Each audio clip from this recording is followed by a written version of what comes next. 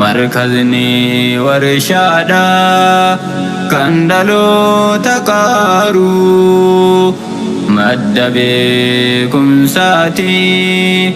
barsiisuu fi baaruun qur'aanaan oomisha dhalotaaf dibooru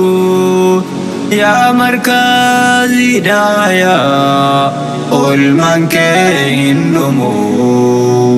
markazni warshaadha kan dhaloota qaaru madda beekumsaati barsiisuu fi baaruun qur'aanaan oomisha dhalotaaf dibooru yaa markazi hidaayaa olmaan kee hin dhumu markazul hidayaan warshaa burqa ilmii isanuu barsiise qur'aanul kariimii beekumsaan nu qaaree kararraa nu kaa'ee barumsi diin keenya isan nuuf mijaa'ee bu'uurri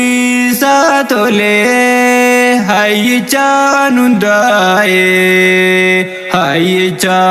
barqaalii rabbiin ilmiin faayee yaa ustaaz Muhammad seenaan kee galmaa'ee yaa ilma qabatoo seenaan kee barraa'ee markazni warshaadha kan dhaloota qaaru madda beekumsaati barsiisuu fi baaruun qur'aanaan oomisha dhalotaaf dibooru yaa markazi hidaayaa olmaan kee hin dhumu markazni warshaadha kan dhaloota qaaru madda beekumsaati barsiisuu fi baaruun qur'aanaan oomisha dhalotaaf dibooru yaa markazi hidaayaa olmaan kee hin dhumu warroota markazaa nuuf jabeessan keessa amiraan qaqqaalii seenaadhaaf galmeessa warroota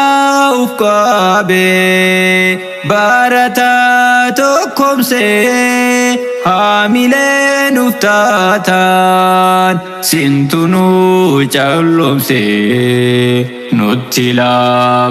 laaffatanii taariin keessan goddaa lafaanuu kaftanii taatan laafee duydaa jaaza keessan rabbiin isinii agalchuu isin haa milkeessu